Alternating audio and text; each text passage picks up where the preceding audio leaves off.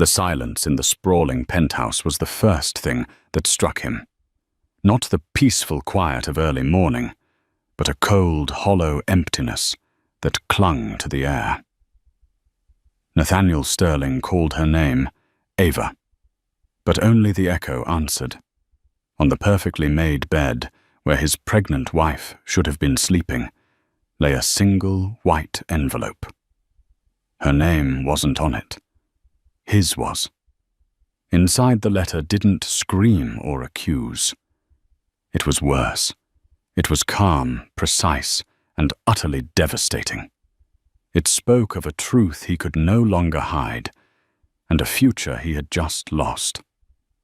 Ava was gone, and he was about to learn that her disappearance was not an act of weakness, but the first move in a war he never saw coming.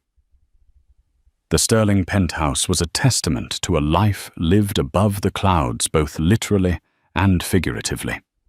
Perched 50 stories above the glittering expanse of downtown Chicago, its floor-to-ceiling windows framed a city that seemed to worship at its feet. For Ava Sterling, it was a beautiful cage, exquisitely decorated with modern art, Italian furniture, and the suffocating weight of loneliness. At 7 months pregnant, Ava moved through the opulent space with a gentle grace that belied the subtle anxiety in her eyes. She would often stand by the vast windows, one hand resting protectively on her swollen belly, and watch the tiny anonymous people bustling below. They all seemed to be heading somewhere with purpose. She, on the other hand, was simply waiting for her husband, Nathaniel, to come home, waiting for their baby, a little girl she had already named Lily, to arrive, waiting for the life she had been promised to finally feel real. Nathaniel Sterling was a man forged in the crucible of ambition and old money. He was devastatingly handsome, with a charm that could disarm board members and a ruthlessness that had doubled his family's fortune. When he married Ava, a warm-hearted art curator with a kind smile and a genuine soul, the society pages called it a fairy tale. He was the prince, and she was the beautiful gentlewoman who had captured his heart. But fairy tales, Ava was learning, were often best read from a distance. The man she had fallen in love with, the one who quoted poetry during their first date at the Art Institute, the one who held her hand through a thunderstorm because he knew she was afraid was becoming a ghost. He was present in body, but absent in spirit, his mind perpetually elsewhere. His phone was a permanent extension of his hand, buzzing with texts he would angle away from her and calls he would take in his study, with the door firmly closed. "It's the merger, darling," he would say, his voice a smooth balm, meant to soothe any suspicion. "It's a monster. Just a few more weeks of this, I promise. Then it's just you, me, and our little Lily." Ava wanted to believe him. She clung to those words, repeating them to herself like a mantra. She filled her days with prenatal yoga, designing the nursery in soft shades of lavender and cream, and reading parenting books until the words blurred. She was building a nest, feathering it with all the love and hope she possessed, praying it would be enough to entice the man she married to finally land. Her best friend, Jessica Thorne, a sharp-witted attorney who saw the world in facts and evidence, was less convinced. A merger doesn't require whispering into a phone at 2 a.m. "Ava," Jessica had said over lunch the week before, her gaze pointed. "And it certainly doesn't require buying new cologne that smells suspiciously like something a 20-something would wear." "He's under a lot of stress," Ava defended, though her voice lacked conviction. "He's doing this for us, for our family." Jessica had simply sighed, reaching across the table to squeeze her hand. "Just be careful. A man who builds an empire is used to acquisitions. Make sure you're not one of them." The words had stung, because they echoed a tiny, terrified voice in her own heart. She pushed the doubt away, blaming it on hormones, on the anxieties of a first-time mother. Nathaniel still had his moments of tenderness. He would return late, exhausted from his meetings, and place a hand on her belly, a flicker of wonder in his eyes as he felt their daughter kick. "My two girls," he'd murmur, his voice thick with what she desperately hoped was genuine emotion. In those moments, the cage felt like a sanctuary again. Tonight was their 3rd anniversary. Nathaniel had called that afternoon, his voice slick with apology. "Ava, my love, I am so sorry. The final negotiations just went into overdrive. I can't get away. I feel terrible." Disappointment, sharp and familiar, pierced her heart. "Oh, I was making your favorite, the ossobuco. Save it for me, darling. I'll be home as soon as I can break free. I'll make it up to you, I swear. We'll have a proper celebration this weekend, just the two of us." He sounded so sincere, so regretful. "Okay, Nate," she whispered. "Be safe." After hanging up, she stood in the silent kitchen, the rich aroma of the slowly braising veal filling the air. It was a meal meant for two, a celebration of their love. Now it was just a sad reminder of another broken promise.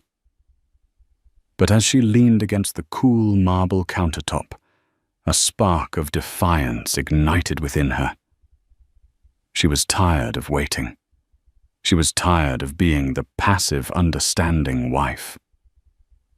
She remembered him mentioning the name of the restaurant where the negotiations were being held, Vivere, a sleek, exclusive Italian place downtown. A plan bold and uncharacteristic formed in her mind. She would pack up a slice of the anniversary dinner she'd made. She'd go to him. She wouldn't interrupt. Of course, just give the package to the maitre d' to pass along. It would be a small, romantic gesture, a way to feel connected to his world, to show him she was thinking of him, to remind him of the home he had waiting for him. With a renewed sense of purpose, she changed into a simple but elegant maternity dress, her hands trembling slightly as she applied a touch of makeup. She felt a powerful kick from within, as if Lily were cheering her on. "It's okay, little one," she whispered to her belly. "Mummy's just going to go see Daddy." She carefully packed a container with the tender ossobuco and a side of saffron risotto, a handwritten note tucked inside. "Couldn't let our anniversary pass without you tasting this. I love you. A." As the elevator descended, carrying her down from their isolated world in the sky, she felt a flutter of nervous excitement. She was breaking out of her cage, even if just for an hour. She was taking control. The city lights blurred past the windows of the cab, each one a tiny star in a galaxy she was finally rejoining. She had no idea she was racing toward a collision that would shatter that galaxy into a million irreparable pieces. The entrance to Vivere was discreet, marked only by a polished brass plaque and a heavy mahogany door. It was the kind of place that thrived on exclusivity, where fortunes were discussed over plates of truffle pasta and secrets were whispered over glasses of vintage Barolo. As Ava stepped out of the cab, the cool night air did little to calm the frantic beating of her heart. She clutched the small insulated bag containing her peace offering, feeling a sudden wave of self-consciousness. Was this a foolish, desperate idea? She pushed the thought aside. This was a romantic gesture, not a pathetic one. She was a wife trying to connect with her overworked husband on their anniversary. There was no shame in that. The restaurant's interior was a symphony of dark wood, soft leather, and muted golden light. A wave of warmth and the low hum of conversation washed over her. The maitre d', a tall, impeccably dressed man with a practiced air of polite indifference, approached her. "Good evening, madame. Do you have a reservation?" "Oh no, I'm not staying," Ava said quickly, offering him a warm smile. "I'm here to drop something off for my husband, Nathaniel Sterling. He's in a business meeting here." The maitre d's expression flickered for a fraction of a second, a subtle shift from professional courtesy to something guarded. "Miss Sterling, you say?" "Yes, he's with the merger group." Ava's voice faltered slightly. She didn't even know the name of the company he was supposedly merging with. The realization sent a chill down her spine. "Of course. One moment." He glanced at a screen on his podium, his brow furrowing slightly. "Mr. Sterling is seated in one of our more private booths, toward the back. Could you possibly just give this to him for me?" she asked, holding up the bag. "It's a surprise for our anniversary." The man's eyes softened with what looked like genuine pity. It was a look that set every nerve in Ava's body on high alert. Perhaps it would be better if you gave it to him yourself, madam. This way."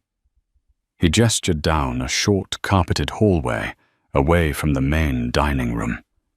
A sense of dread, cold and heavy, began to pool in Ava's stomach. Why wouldn't he just take the bag?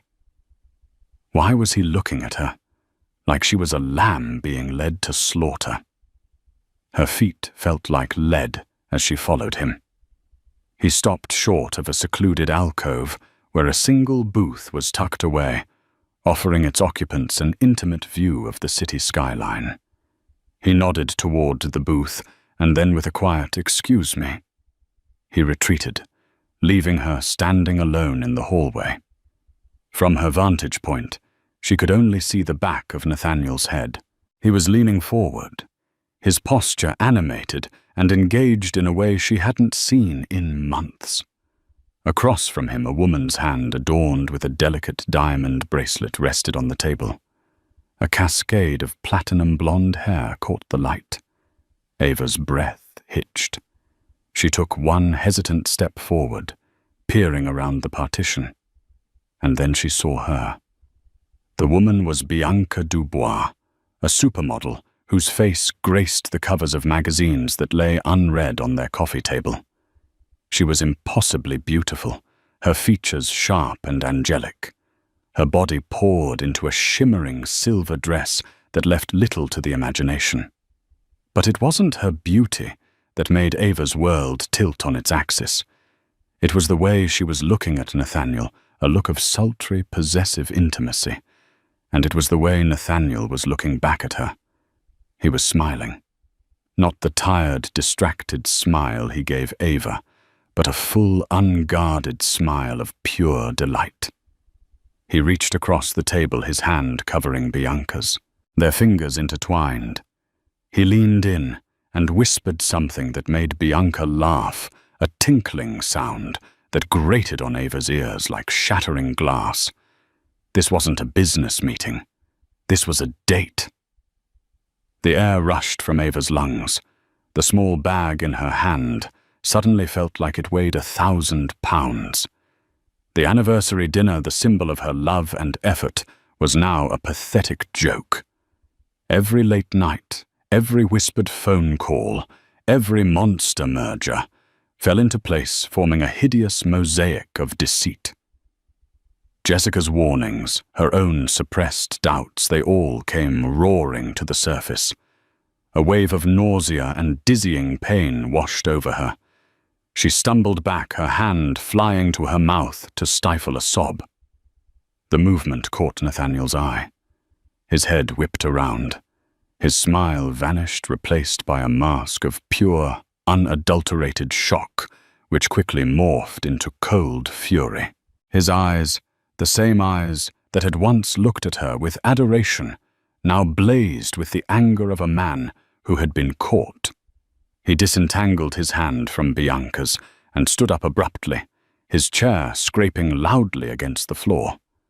Bianca looked over her perfectly sculpted face, registering a flicker of annoyance, before settling into a smirk of triumphant contempt as she took in the sight of Ava, pregnant, heartbroken, and utterly out of place. "Ava!" Nathaniel hissed, striding toward her. He grabbed her arm, his grip painfully tight, and pulled her further down the hallway, away from the prying eyes of the other diners. "What in God's name are you doing here?" His voice was a low, venomous whisper. There was no concern, no remorse, only rage at being discovered. "It's our anniversary," she choked out the words, tasting like ash. The bag slipped from her fingers, hitting the plush carpet with a dull thud. "Our anniversary. You think it's appropriate to follow me, to spy on me?" He seethed, his face inches from hers. "You've embarrassed me. You've embarrassed yourself." Tears streamed down Ava's face, hot and blurring her vision. "You're here with her, on our anniversary." "This is a business dinner." He lied, the words sounding hollow even to his own ears. "Bianca is the new face of Sterling Industries' lifestyle brand. This is work." Ava stared at him, at the man she had promised to love for eternity. She saw not a husband, but a stranger. A cruel, calculating stranger who was insulting her intelligence while her heart was breaking. From the alcove, Bianca's voice drifted toward them, laced with bored amusement. "Nate, darling, is there a problem? Your guest looks unwell." The dismissive way she said guest was the final brutal blow. Ava was not his wife, not the mother of his child. She was an inconvenience, an interruption. Ava looked from Nathaniel's furious face to the smirking model, and then back. The fight drained out of her, replaced by a chilling clarity. The cage wasn't just lonely. It was a lie. The man she loved didn't exist. He was a character Nathaniel had played to acquire her, and now the performance was over. Without another word, she wrenched her arm from his grasp. She turned her back on him, on the life they had built, and walked away. She didn't run. She walked with a strange, newfound calm, her posture erect. Each step was a deliberate severing of a tie. She could feel his eyes burning into her back, but he didn't call out to her. He didn't follow. She walked past the pitying maitre d', through the heavy mahogany door, and out into the indifferent city night. The cold air hit her face, but she barely felt it. She was already numb. The fairy tale was over. The shattered pieces of her reality lay scattered on a restaurant floor, and all she could do was walk away from the wreckage. The taxi ride back to the penthouse was a silent, surreal blur. The city lights, once symbols of life and energy, now seemed to mock her, flashing past the window like a series of cruel, glittering sneers. Ava sat perfectly still in the back seat, one hand resting on her belly, not out of tenderness, but as if to shield her unborn daughter from the toxic truth that had just poisoned their world. The baby was the only real thing left. She paid the driver in a daze and rode the private elevator up 50 floors, the ascent feeling like a descent into hell. When the doors opened directly into their apartment, the opulence that had once felt comforting now seemed grotesque. It was a stage set for a play about a happy marriage, and she had just discovered the lead actor was a fraud. The scent of the osso buco she had lovingly prepared still hung in the air, a cloying reminder of her naivety. She walked into the kitchen, her movements stiff and robotic, and dumped the entire pot of food into the garbage disposal. She watched, transfixed, as the rich, dark meat and vegetables were pulverized into an unrecognizable slurry. It felt symbolic. For hours she wandered the vast apartment like a ghost, She touched the cold marble of the countertops, the soft cashmere of the throws, the rigid spines of the books on the shelves. These were the props of her life, and they felt utterly alien to her. She drifted into the nursery, a sanctuary of lavender and cream that was now tainted. The tiny dresses hanging in the closet, the small rocking horse in the corner, the mural of gentle stars on the ceiling. They were all for a child who would now be born into a broken home. A sob, raw and ragged, finally escaped her lips, breaking the suffocating silence. She sank to the floor, leaning against the crib, and wept. She cried for the man she thought she had married, for the love she thought they shared, for the future that had been stolen from her. She cried until she was empty, until there were no tears left, only a cold, hard clarity settling deep in her bones. Nathaniel's betrayal wasn't just an affair. It was a fundamental disrespect for her, for their marriage, for their child. His rage at being caught was more telling than any apology could have been. He wasn't sorry for what he did. He was furious that she had seen him for who he truly was. She couldn't raise a child in this environment of lies and contempt. She couldn't let her daughter grow up thinking that this was what love looked like. A new emotion began to bloom in the desolate landscape of her heart. Not anger, but resolve. A steely, unshakable resolve. She would not be a victim. She would not be the poor, pregnant wife whispered about in society columns. She would not stay and fight a man who had no honor. She would disappear. The plan formed with a startling swiftness and precision she didn't know she possessed. It was as if the shock had burned away all her indecision, leaving only a core of pure protective instinct. She went to her private study, a small room Nathaniel had always dismissed as her hobby space. She opened a locked drawer in her desk, revealing a bank book for an account he didn't know existed. It was an inheritance from her grandmother, a fiercely independent woman who had once told her, "Always have your own garden, my dear, a place no one else can touch." Ava had kept the account, depositing small amounts from her freelance art consulting work over the years. It wasn't a fortune, but it was enough. It was her garden. She packed one small, nondescript suitcase, not with designer clothes from her current life, but with practical things, comfortable shoes, simple dresses, the worn copy of Pride and Prejudice her mother had given her. She took only one framed photo, a sonogram picture of Lily. She packed her prenatal vitamins and a small folder containing her essential documents. Everything else, the couture gowns, the glittering jewelry, the empty trappings of being Mrs. Sterling, she left behind. They were parts of a costume she would never wear again. Finally, she sat at the grand mahogany desk in Nathaniel's study.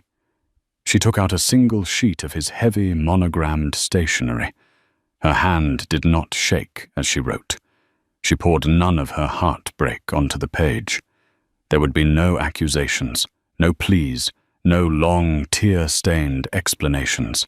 He didn't deserve her pain. She wrote only 3 short sentences.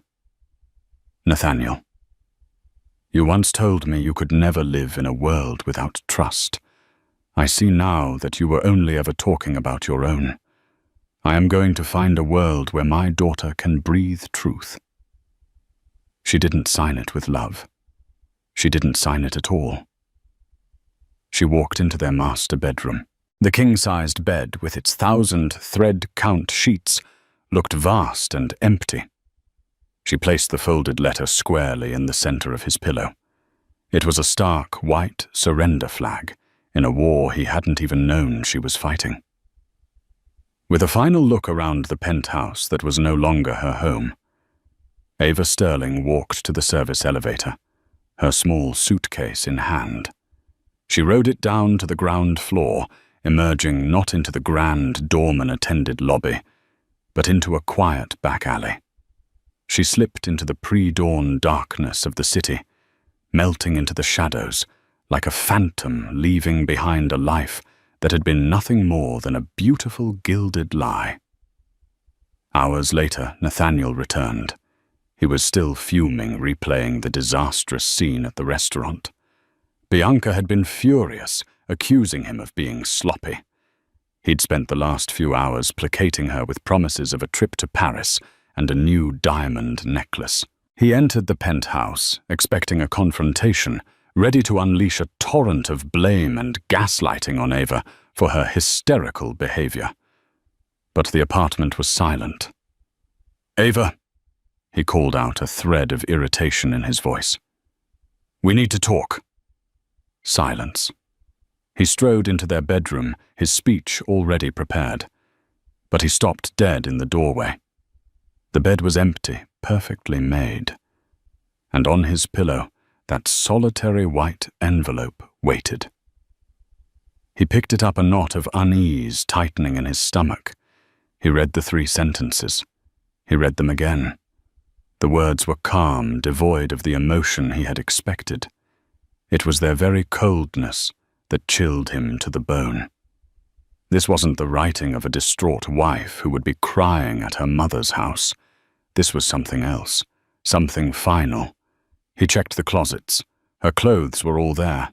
Her jewelry box was untouched, but her passport was gone from the safe, and the small suitcase she'd had since before they were married was missing.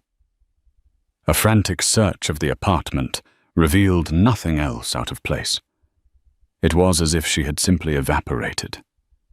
He stood in the middle of the living room as the sun began to rise, bathing the penthouse in a pale, ethereal light. The letter was still clutched in his hand. Annoyance was slowly giving way to a strange, unfamiliar feeling. It wasn't guilt. Not yet. It was dread. The chilling realization that he had underestimated the quiet, gentle woman he called his wife. He had broken her heart, and in response she had simply vanished. For the first 48 hours, Nathaniel's primary emotion was a simmering, arrogant rage. Ava's disappearance was in his mind, a childish, theatrical stunt designed to punish him. He imagined her holed up at Jessica's apartment, weeping and expecting him to come crawling with apologies and a ridiculously expensive piece of jewelry. He resolved to let her stew, let her realize how foolish she was being. He needed to control the narrative, and the first step was to project an aura of calm indifference.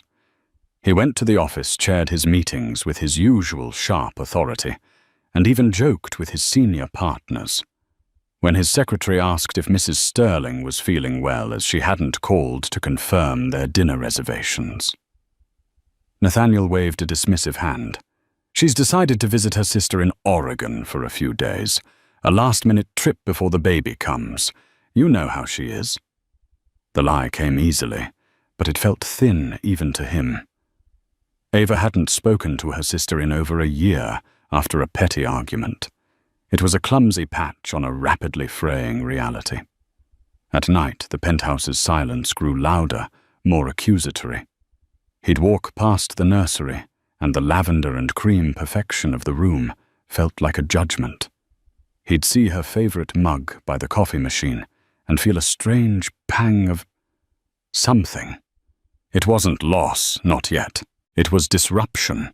His well-ordered life had been disrupted. He called her phone, but it went straight to voicemail after a single ring. It was turned off. He sent a series of texts, each one escalating in tone. "Ava, this little game is absurd. Come home. I know you're with Jessica. Tell her to stop feeding you this feminist nonsense. We are married and we will solve this." "Fine. Have it your way. But you're being incredibly selfish. Think about the baby." No response. On the third day, a crack appeared in his composure. One of the city's most voracious gossip columnists, a woman named Diana Vane, called his office. "Nathaniel, darling," she cooed, her voice dripping with faux concern. "I heard a rather distressing rumor that Ava was seen leaving Vivre in tears the other night, and no one has seen her since. Is everything all right in paradise?" Nathaniel's blood ran cold. "Diana, you know how rumors are. Ava is perfectly fine. She's on a short trip." "Oh, how lovely. And I suppose the other rumor that you were dining with the exquisite Bianca Dubois at the time is also just a silly misunderstanding." He ended the call, his hand trembling slightly. The story broke the next morning, a small but venomous piece tucked into the society pages. Trouble for the Sterlings. Millionaire magnate Nathaniel Sterling was spotted getting cozy with model Bianca Dubois on his anniversary, while his 7 months pregnant wife, Ava, has reportedly gone on a trip. Sources say Mrs. Sterling has been incommunicado for days. Has the fairy tale soured? The article was like a lit match tossed into a room full of gasoline. The calls started immediately. His mother, a formidable matriarch concerned only with the family's public image, was apoplectic. "Nathaniel, what is the meaning of this missing pregnant wife, a model? Have you lost your mind? Find your wife and fix this before it tarnishes the Sterling name." His business partners were more subdued but equally concerned. The merger was in its final delicate stages. The optics of the CEO being embroiled in a sordid domestic scandal were catastrophic. "This needs to go away, Nate," his senior partner warned, his voice grim. "Clean it up." Panic, cold and sharp, finally pierced through Nathaniel's arrogance. This was no longer a marital spat. It was a crisis. He drove to Jessica Thorne's law firm, storming past her receptionist and barging into her office. Jessica was sitting behind her desk, looking coolly composed. She didn't seem surprised to see him. "Where is she?" he demanded, his voice raw. "I assume you're referring to your wife?" Jessica replied, her tone glacial. "She didn't invite him to sit. The one you publicly humiliated. This is between me and Ava. You have no right to hide her from me." Jessica leaned forward, her eyes narrowing. "Let me be very clear, Nathaniel. I haven't seen or spoken to Ava since before your anniversary. But if I did know where she was, I wouldn't tell you. A man who can't be trusted with his wife's heart certainly can't be trusted with her location. Now get out of my office before I have you removed for trespassing." Her denial was so absolute, so convincing, that it genuinely terrified him. If Ava wasn't with Jessica, then where on earth was she? The situation spiraled. The media frenzy grew. News vans were now parked outside his office building and their penthouse. The story had evolved the vanishing of Ava Sterling. His face alongside a glowing photo of a pregnant Ava and a sultry shot of Bianca was plastered everywhere. Bianca, far from being a comfort, became a nightmare.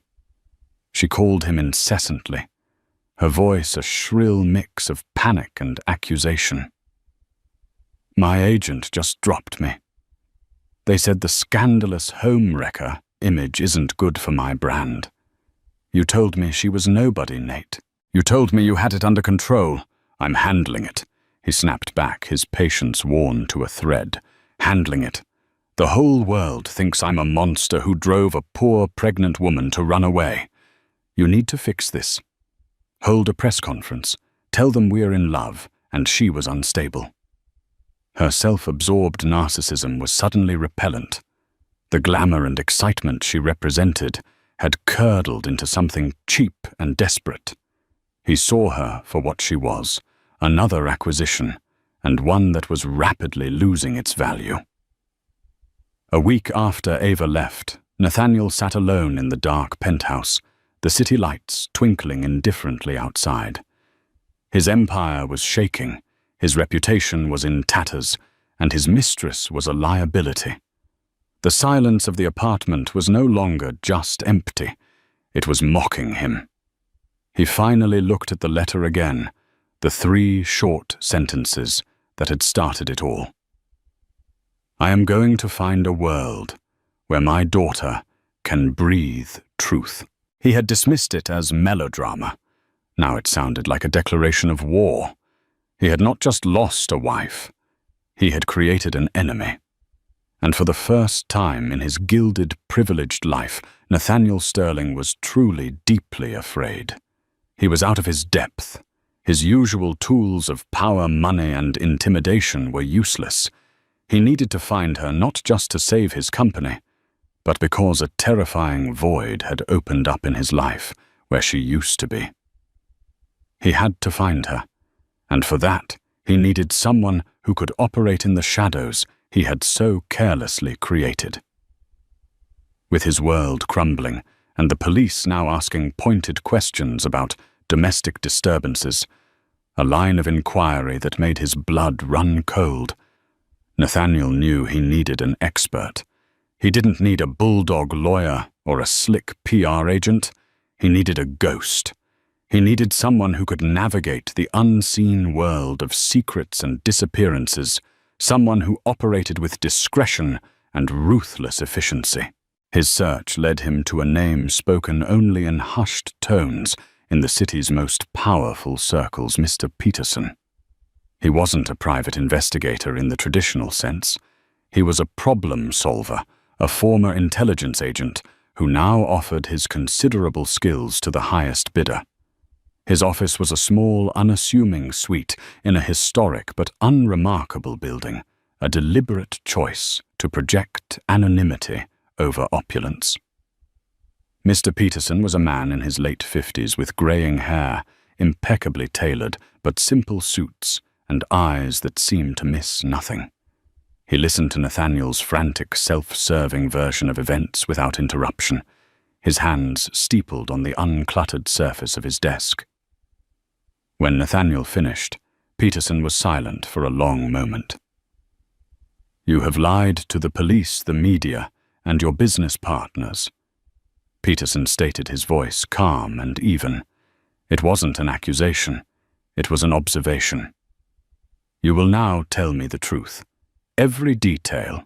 My work is impossible when built on a foundation of deceit.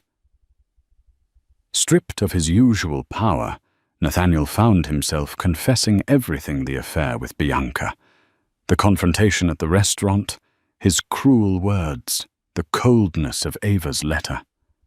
He painted a picture of Ava as gentle, unassuming, and emotionally fragile. She couldn't have done this on her own, Nathaniel insisted. She's not capable. Someone must be helping her, manipulating her. Peterson's expression remained unreadable. Assumptions are the enemy of discovery, Mr. Sterling. You have assumed your wife is weak. Let us operate on the evidence instead. Peterson's investigation began not with a search for Ava, but with a forensic deconstruction of her life. He wasn't looking for a damsel in distress. He was looking for a strategist. He accessed financial records, phone logs, and email accounts that Nathaniel didn't even know Ava had. Slowly, a portrait of a completely different woman began to emerge. Your wife was not idle, Mr. Sterling, Peterson reported a week later, sliding a thin file across his desk. For the past 6 months, she has been methodically moving small sums of money from your joint accounts amounts, small enough to go unnoticed by you, into a private trust. The total is just over $200,000. Nathaniel stared dumbfounded. That's impossible. She never handled the finances. She also liquidated a small portfolio of stocks she inherited from her grandmother 3 weeks before she disappeared. Peterson continued, his voice impassive. And she made a single significant withdrawal from that private account the morning she vanished. $50,000. In cash. The image of a weeping, hysterical woman was evaporating, replaced by that of a calculating planner. The disappearance was not a spontaneous act of heartbreak. It was a premeditated escape. Peterson's inquiries delved deeper, uncovering layers of Nathaniel's own life he preferred to keep hidden. The investigator found evidence of other indiscretions, a pattern of behavior with women that bordered on predatory. More alarmingly, he flagged several of Nathaniel's recent business dealings. "This merger you're so concerned about," Peterson said, his gaze sharp. "The one with Omnicorp. My sources tell me there are irregularities, whispers of shell corporations' inflated asset valuations, things the SEC would find very interesting." "Those are baseless rumors." Nathaniel snapped, a fresh wave of panic rising in his throat. "Perhaps," Peterson conceded, "but what is interesting is your wife's search history on her personal laptop, which you overlooked in your study. In the weeks leading up to her departure, she wasn't just searching for nursery furniture. She was searching for forensic accounting, whistleblower protection, and the names of several prominent white-collar crime attorneys, including notably Jessica Thorne, who specializes in that very field." The room seemed to shrink around Nathaniel. He felt a profound, sickening chill. Ava's departure wasn't just about the affair. That was merely the catalyst. She had been digging. She had found something far more dangerous to him than a jilted lover. The affair didn't just break her heart.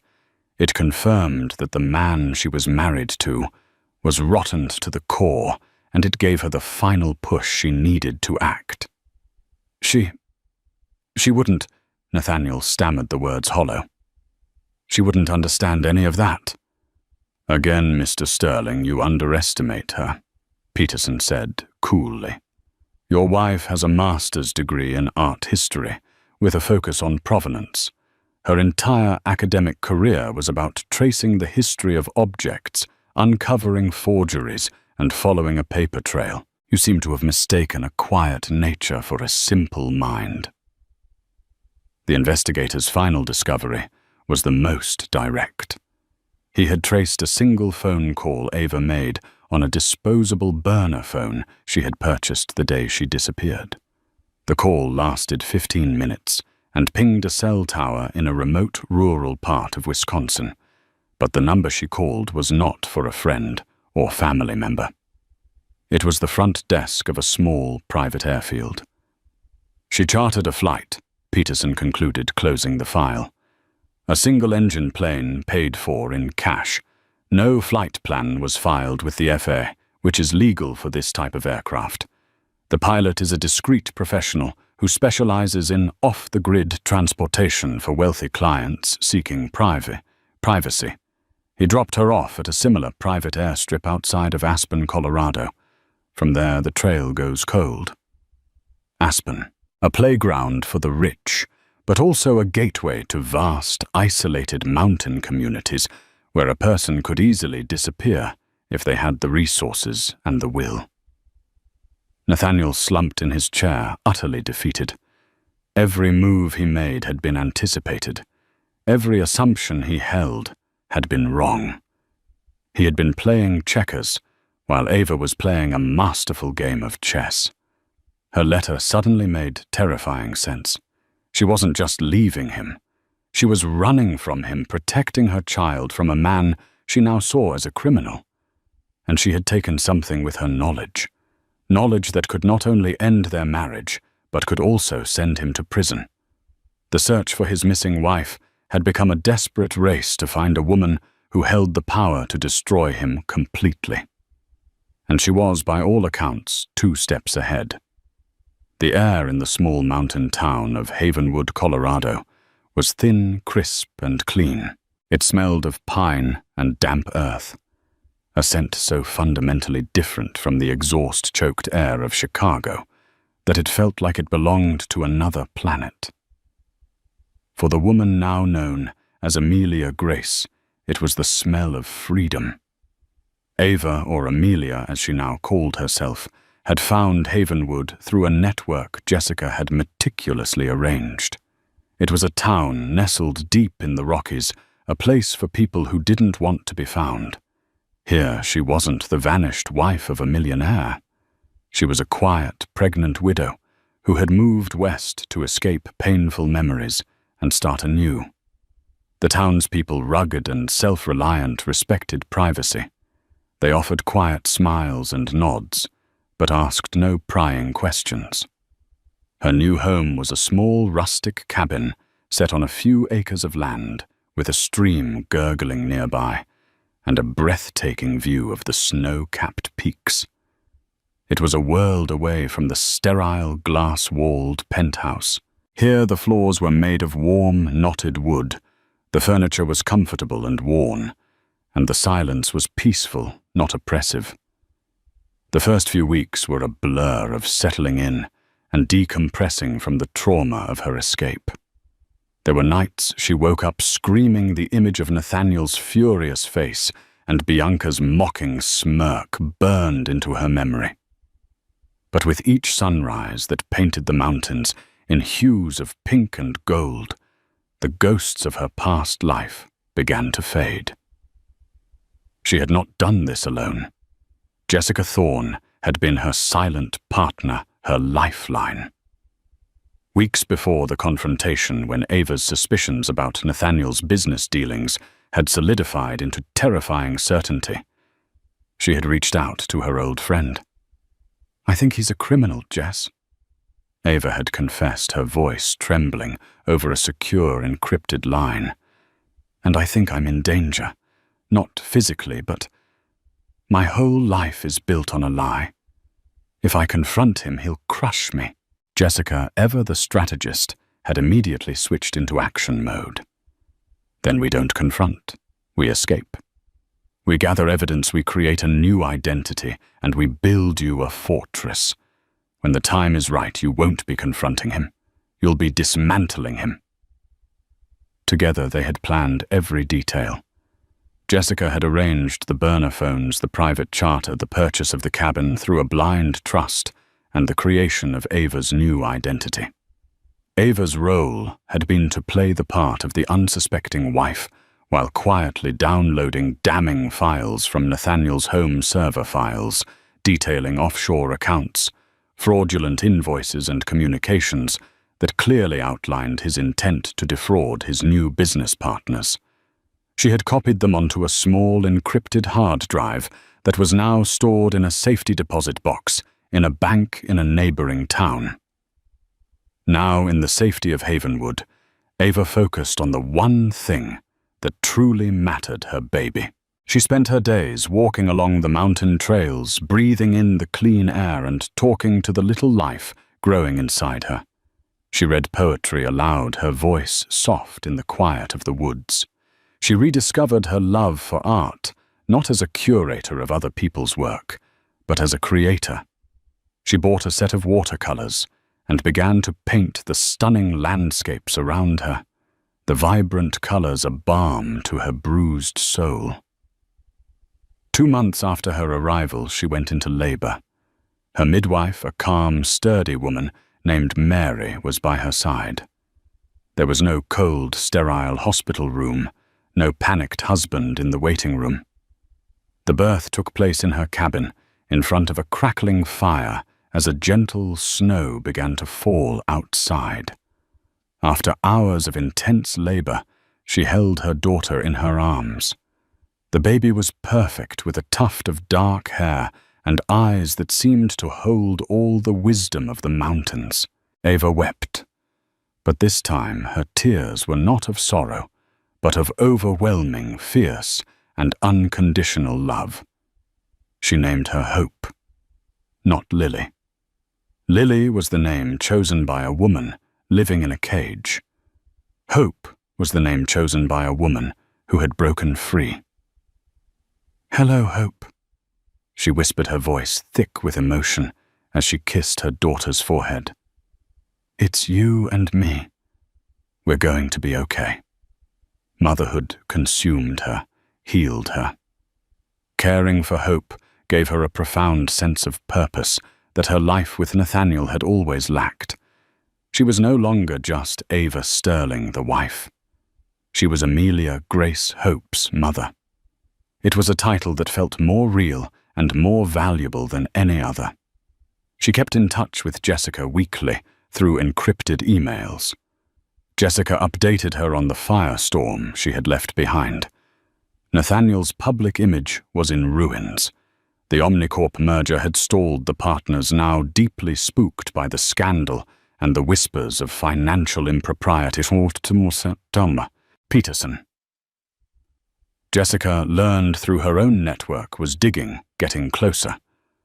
"He's hired the best," Jessica wrote. "They will find you eventually. Nathaniel is cornered and desperate. We need to decide when to make our move." One crisp autumn afternoon, as Ava sat on her porch, rocking a sleeping Hope, she looked out at the majestic, unyielding mountains. They had stood for millennia, silent witnesses to storms and seasons, their strength absolute. She felt a kinship with them. She was no longer the fragile woman who had fled in the night. She had weathered her own storm. She had given birth to a new life, and in doing so had reborn herself. She was strong. She was ready. She opened her laptop and sent a short, decisive email to Jessica. "It's time. Let's burn it all down." The Sterling Industries annual shareholder meeting was being held in the grand ballroom of the Drake Hotel, a historic bastion of old Chicago wealth. The atmosphere was thick with tension. For months, the company had been hemorrhaging value. The failed Omnicorp merger, coupled with the ongoing scandal of the CEO's missing wife and swirling rumors of an impending SEC investigation, had created a perfect storm of investor panic. Nathaniel Sterling stood at the podium, his face pale and drawn a phantom of the confident titan he had been less than a year ago. He was fighting for his corporate life. He delivered a desperate, impassioned speech filled with jargon about restructuring, future-proofing, and synergistic alignment. He was trying to project strength to reassure the grim-faced men and women in the audience that their investments were safe, that he was still in control. But his voice lacked its former authority. His charm felt rehearsed and hollow. The room was not buying it. "And so," he concluded, his voice straining, "I ask for your continued faith in my leadership as we navigate these temporary headwinds and steer this great company toward a prosperous future." A tense, unconvinced silence followed. The chairman of the board, a stern man named Arthur Vance, was about to open the floor to questions. Questions Nathaniel knew would be brutal when the grand double doors at the back of the ballroom swung open. Every head turned. A ripple of gasps and whispers spread through the room like wildfire. Framed in the doorway stood two women. The first was Jessica Thorne, her expression sharp and commanding. But it was the woman beside her who stunned the room into absolute silence. It was Ava. But it was not the Ava anyone remembered. The soft, gentle wife was gone. In her place stood a woman of breathtaking poise and power. She was dressed in a tailored, dark blue suit that was understated yet undeniably expensive. Her hair was styled in a sleek, professional cut. Her face, free of the haunted anxiety that had once clouded it, was calm and resolute. She radiated a confidence that was more potent than any of Nathaniel's blustering speeches. In her arms, she held a beautiful, bright-eyed baby girl. Nathaniel stared, his blood turning to ice in his veins. He felt as if he were seeing a ghost, a vengeful, impeccably dressed ghost. His mouth went dry. All the air seemed to have been sucked from the room. With a slow, deliberate pace, Ava and Jessica walked down the center aisle, the clicking of their heels the only sound in the cavernous ballroom. The shareholders parted before them as if they were royalty. Ava's eyes were locked on Nathaniel, her gaze level and unyielding. It was not a look of hatred or of pain. It was the cool, detached gaze of a victor observing her vanquished foe. They stopped directly in front of the podium. Ava adjusted the baby in her arms, her movements smooth and maternal. Arthur Vance, the chairman, was the first to find his voice, though it was strained with shock. "Ava, Mrs. Sterling. My God, is that you?" "It is Arthur," Ava replied, her voice clear and steady, amplified by the microphone Nathaniel had just been using. It carried to every corner of the room. "Although I will be reclaiming my maiden name, Ashford, please call me Ms. Ashford." Nathaniel finally found his voice, a choked, desperate rasp. "Ava, where have you been? I've been worried sick. I hired people. I've been searching everywhere for you." Ava gave a small, humorless smile. "Yes, I know. Mr. Peterson is very good at his job. But I wasn't lost, Nathaniel. I was preparing." She turned her attention from her stunned husband to the board and the assembled shareholders. "I apologize for this interruption," she said, her voice ringing with authority. "But I am here today as the mother of Hope Ashford, who is through my marriage settlement and her paternal lineage a significant shareholder in this company, and I am here as a whistleblower." A collective gasp went through the room. The word whistleblower was like a death knell. Jessica Thorne stepped forward, opening a leather briefcase. "My client, Ms. Ashford, has irrefutable evidence that Mr. Sterling has for the past 2 years been engaged in a systematic scheme to defraud this company and its shareholders." She began distributing slim, neatly bound dossiers to the shocked board members.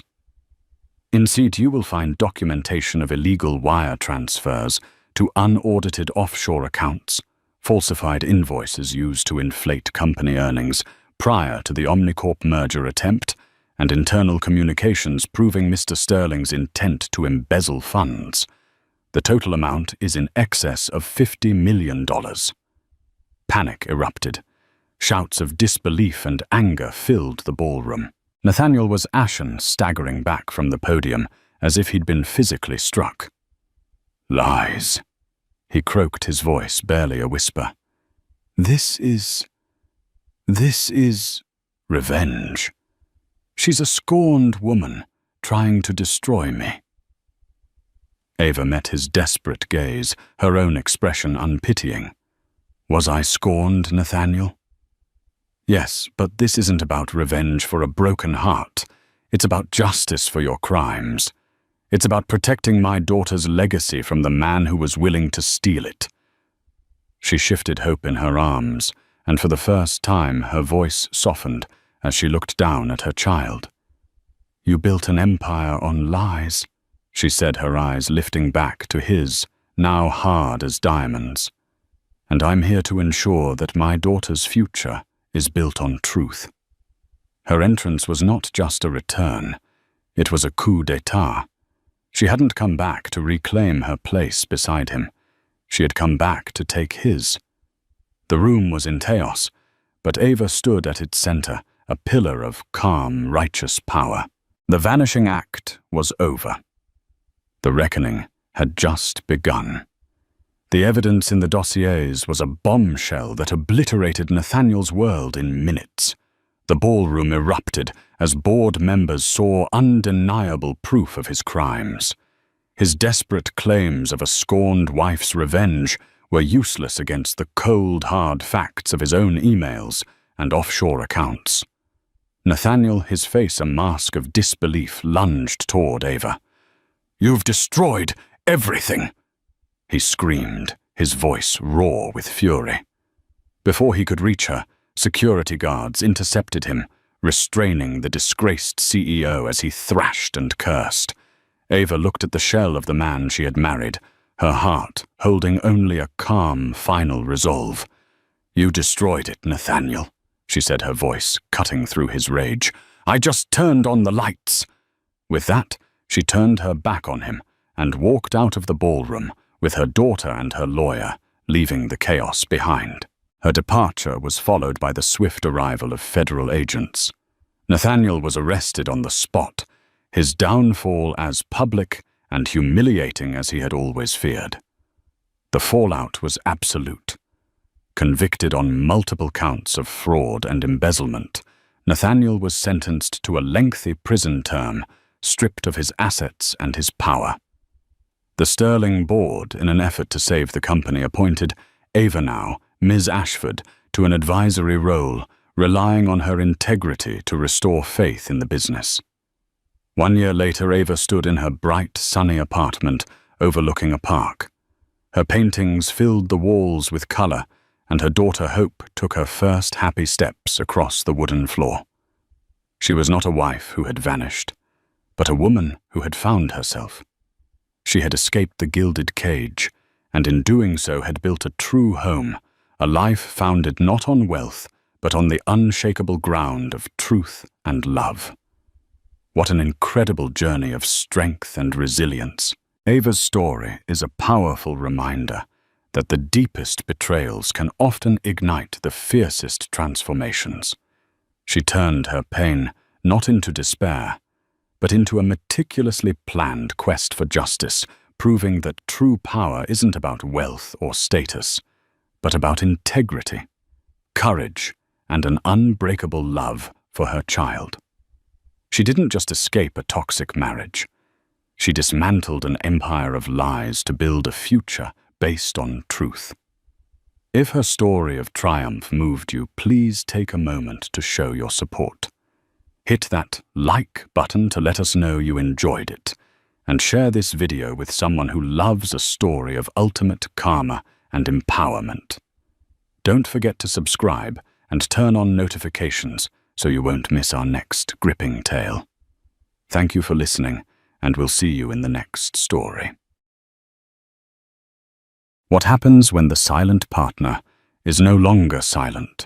For 10 years, Ava Donovan was the invisible architect behind a billion-dollar empire, while her husband Cole Harrington basked in the spotlight. She was the strategist, the operator, the steady hand that built Innovate Dynamics from a garage startup into a tech behemoth. He was the face, the charm, the celebrated CEO. But when the foundation of their perfect life, a foundation she meticulously built, is shattered by the oldest betrayal. In the book, she doesn't reach for a divorce lawyer to fight over the house and the cars. She reaches for a clause buried deep in the company's bylaws, a secret fail-safe she created long ago. This isn't a story about a marriage ending. It's the story of how a woman pushed to the edge reminded everyone who truly held the power all along.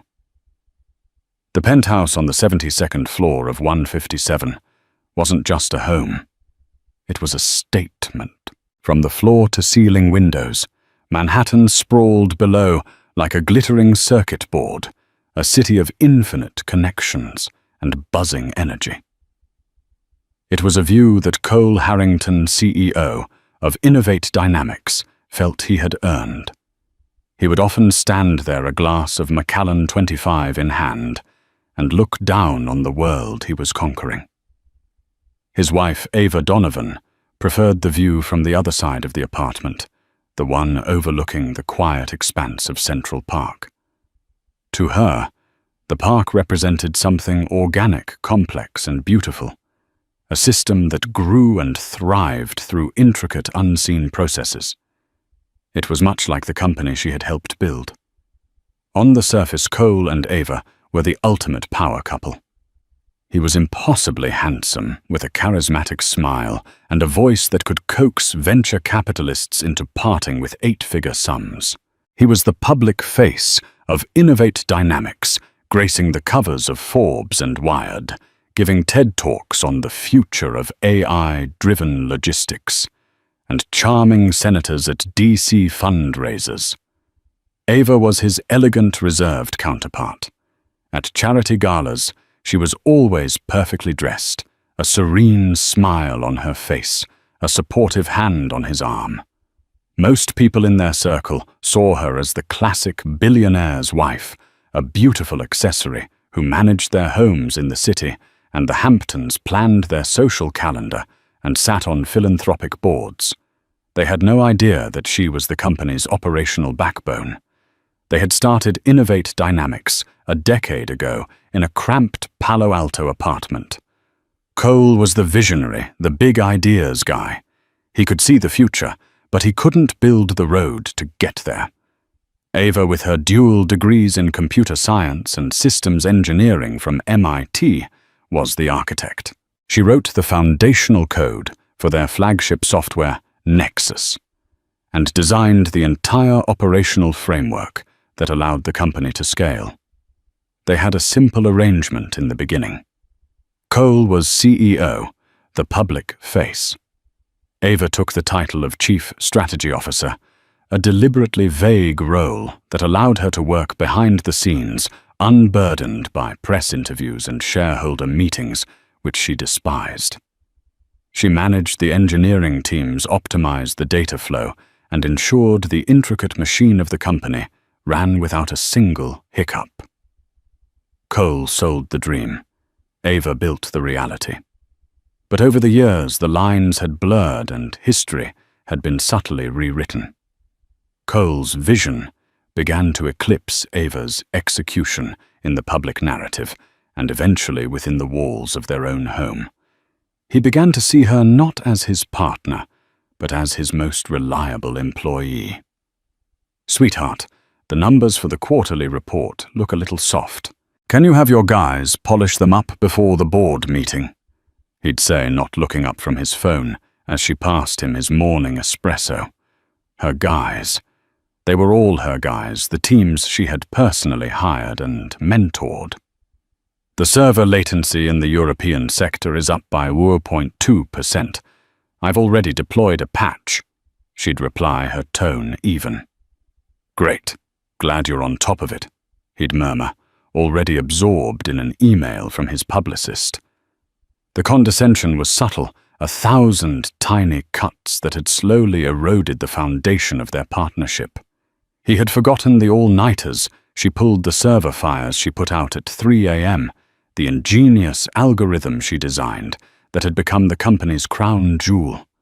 He saw the penthouse, the private jet, the glowing magazine articles, and believed they were reflections of his singular genius. Ava saw them as the joint output of a machine she had built, and now felt increasingly alienated from. Her world had become a gilded cage, beautiful and suffocating. The parties felt hollow. The praise directed at her husband felt like a form of erasure.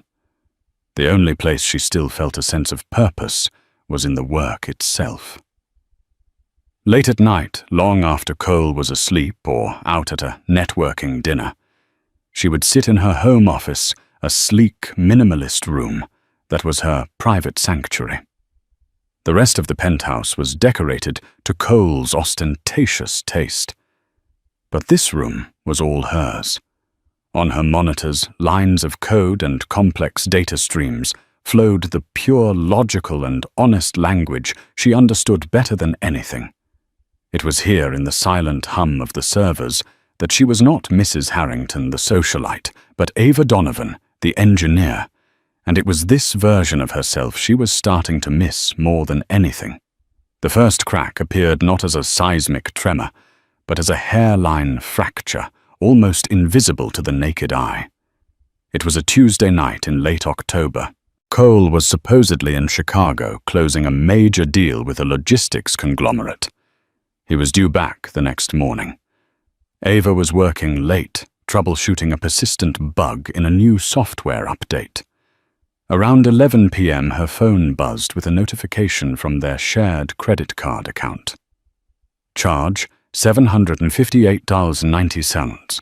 Le Bernardin, New York, NY. Ava stared at the notification, a frown creasing her brow. Le Bernardin. one of the city's most exclusive and romantic restaurants, and definitely not in Chicago. It was probably a mistake, she told herself, a card skimmed or a delayed charge from a previous dinner. She dismissed it and went back to her work, but a small, cold seed of unease had been planted. The next morning, Cole returned jubilant. "We got it, Ava. The Omnicorp deal is done. They signed this morning." He kissed her, his suit jacket smelling faintly of travel and success. "Congratulations, Cole. That's fantastic," she said, managing a genuine smile. "How was Chicago?" "Cold, boring. All I saw was the inside of a conference room and my hotel. I ate room service and passed out." He said it so casually, so smoothly, that for a moment she believed him.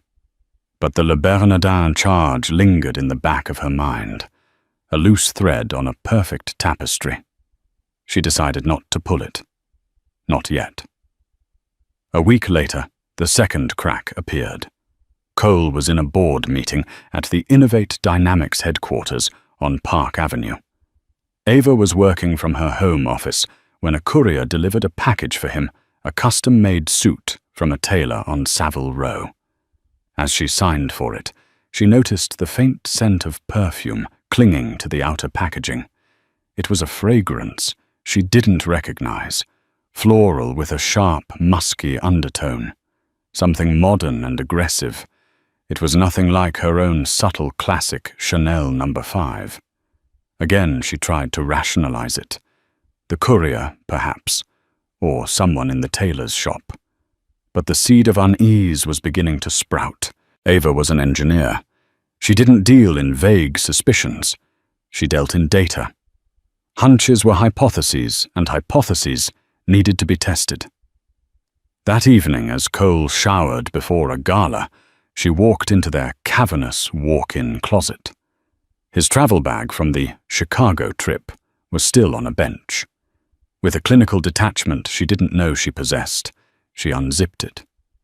Tucked into a side pocket was a folded receipt. The Peninsula Chicago.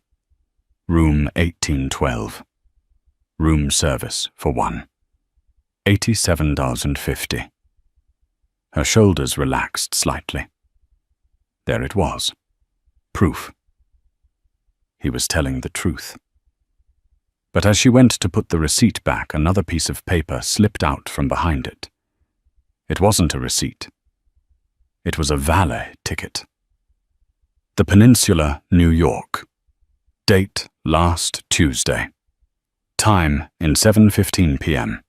Time out 32 a.m. The blood drained from her face. The Peninsula, New York, not Chicago. He had been in the city the entire time. The dinner at Le Bernardin, the late night. It wasn't a mistake. It was a lie, a carefully constructed, deliberate lie. Her mind, trained to find patterns and solve complex problems, began to connect the dots. The late-night investor calls that he always took out on the terrace. The sudden weekend golf trips to courses he'd never expressed interest in before. The new expensive cologne he'd started wearing. And the name that kept popping up in company emails and meeting minutes, Cassandra Rowe.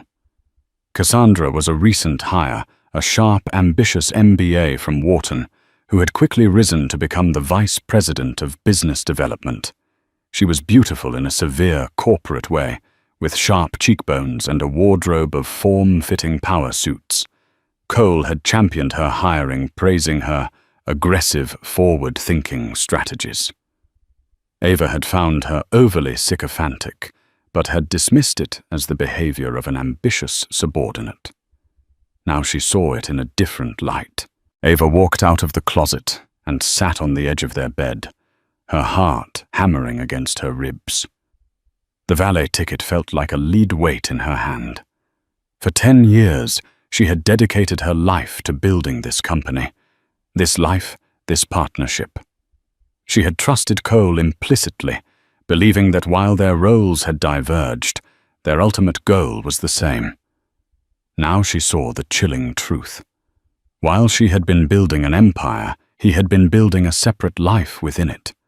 The porcelain facade of their perfect marriage had not just cracked, it was about to shatter. And as the initial shock gave way to a cold, crystalline fury, Ava Donovan knew one thing for certain: she would not be the one cut by the shards. The following Friday, Cole told Ava he had to fly to London for an emergency meeting with their European investors. "It's a complete firestorm," he said, packing a briefcase with feigned urgency. "The board is demanding a face-to-face. I'll be back Sunday morning. Don't wait up." Ava watched him, her expression a perfect mask of wifely concern. "Of course. Be safe." But this time she was prepared. She was no longer operating on suspicion. She was collecting data for a final definitive proof. For the past week, she had been a ghost in her own life, observing, noting, and planning.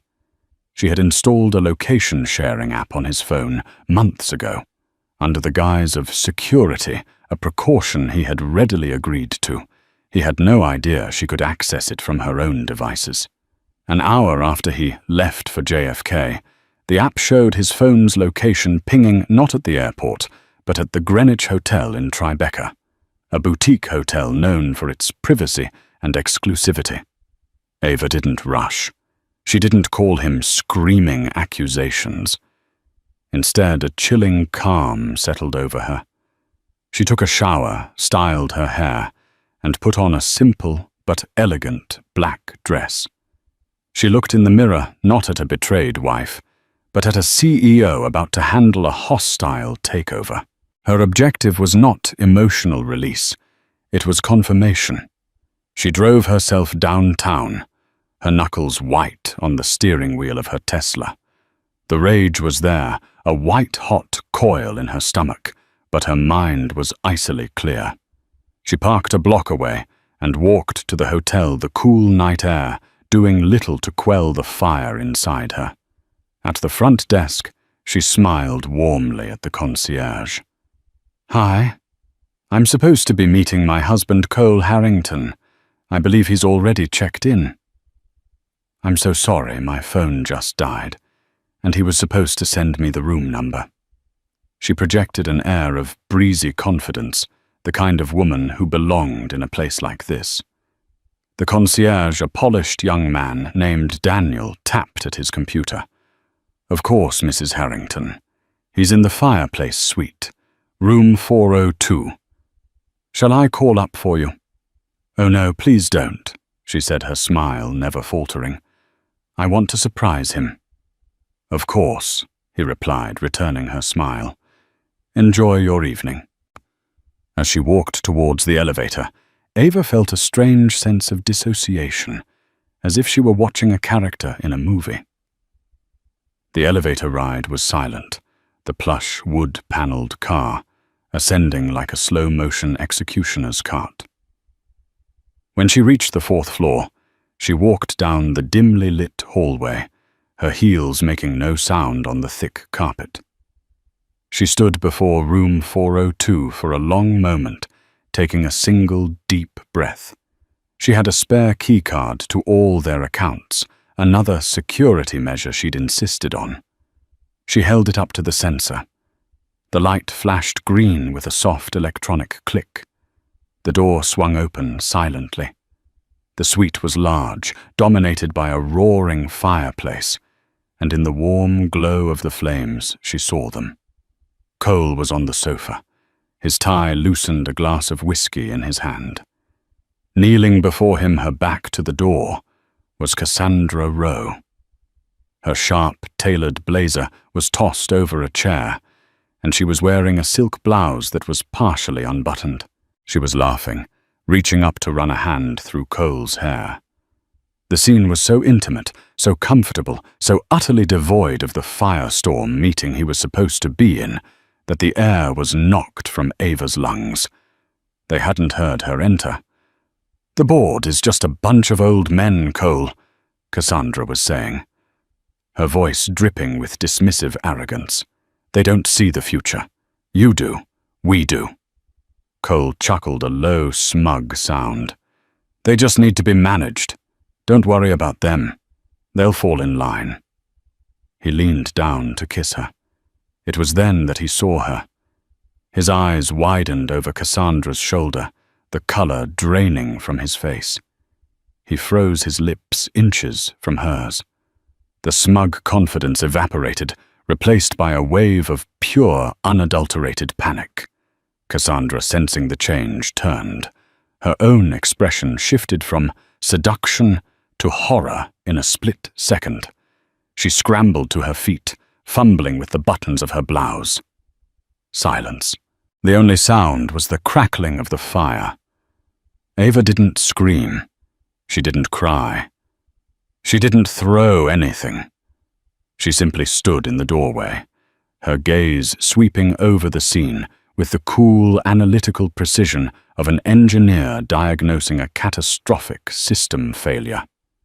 She looked at Cole's panicked face, at Cassandra's pathetic attempt to regain her composure, at the 2 half-empty glasses on the coffee table, at the rumpled cushions on the sofa. Data points.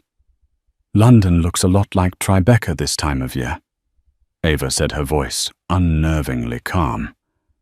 "Ava, this isn't what it looks like," Cole stammered, getting to his feet. It was the weakest, most cliché line imaginable, and it hung in the air like a foul odor. "Really?" Ava replied, a single eyebrow arched. "Because it looks exactly like what it is. It looks like you've been lying to me. It looks like you've been using company resources to facilitate an affair with a subordinate. And it looks like you are monumentally stupid for thinking I wouldn't find out." Cassandra found her voice a high, reedy sound. "This is a private matter." Ava's head snapped towards her, her eyes like chips of ice. "When you sleep with the CEO of a publicly traded company, your work for it stops being a private matter, Ms. Rowe. It becomes a question of corporate governance, ethics, and fiduciary duty. You should know that. You went to Wharton after all." Cassandra visibly flinched. Ava's gaze returned to her husband. The hurt was there, a deep, tectonic agony, but she refused to let him see it. Instead, she let him see the cold fury that was now crystallizing into purpose. "Get your things," she said to Cassandra, her voice leaving no room for argument. "You have 5 minutes to vacate this room." Then she looked at Cole, who stood there, utterly paralyzed. "You and I have a board meeting to prepare for." She turned and walked out, closing the door softly behind her. She didn't slam it. A slam would have been an emotional release. This was a tactical withdrawal. The battle was over. The war was just beginning. Ava didn't go home. The penthouse felt tainted, a stage set for a life that was no longer real. Instead, she drove to a quiet hotel in a different part of the city, checked in under her maiden name, and opened her laptop. The initial shockwave of betrayal was receding, replaced by the familiar hum of strategic thinking. Grief was a luxury she couldn't afford right now. Action was the only antidote. Her first call was to Robert Chen, a senior partner at Wachtell, Lipton, Rosen and Katz. Robert wasn't just any corporate lawyer. He was the razor-sharp, legal mind Ava had insisted on hiring when they first incorporated Innovate Dynamics. Cole had wanted a flashier firm one that sponsored golf tournaments. Ava had wanted the best. As with most things, she had won that argument. "Robert," she said when he picked up his voice, groggy with sleep. It was after midnight. "It's Ava Donovan. We have a situation. I need to invoke Article 4, Section 8B of the Innovate Dynamics Founding Charter." There was a pause on the other end of the line. Ava could almost hear the gears turning in Robert's formidable brain as he accessed a decade-old memory file. "Section 8B. He finally said, his voice now wide awake and sharp. "The moral turpitude and fiduciary integrity clause. Are you certain, Ava? "I have definitive, inarguable proof," she replied, her voice as steady as steel. "I'll forward the documentation to your secure server within the hour. I'll be at my office at 6 a.m. We'll need to call an emergency board meeting." Robert said, his tone all business. "This is going to be a detonation." "I know," Ava said. "Bring a fire extinguisher." She hung up and began to assemble her case. This was her true genius. Not just in writing code, but in architecting systems, be they software or legal frameworks, to be robust, logical, and prepared for every contingency. 10 years ago, as a bright-eyed but already cautious co-founder, Ava had looked at the standard partnership agreements and found them lacking. They protected against financial malfeasance, criminal activity, and gross negligence. But they didn't protect against the more insidious threats, arrogance, recklessness, and the kind of personal behavior that could irrevocably damage the company's reputation and internal morale. So with Robert Chen's help, she had drafted Section 8B. It was a unique and powerful clause buried deep within the legal boilerplate of the company's charter, a document Cole had famously boasted of not reading, saying, "That's what I pay lawyers for."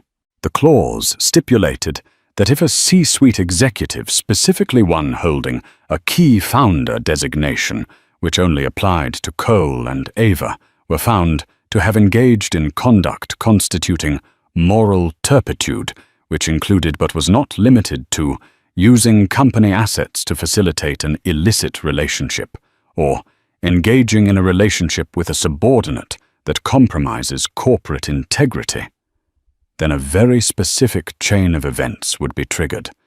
The offending party would be deemed to have breached their fiduciary duty to the company. This breach would automatically trigger a mandatory buyout provision of their controlling shares. But it wasn't a simple market value buyout. The clause stated that the non-offending key founder would have the primary and exclusive right to purchase all of the offending founder's voting shares for a predetermined price, the original par value from the company's first seed round of funding.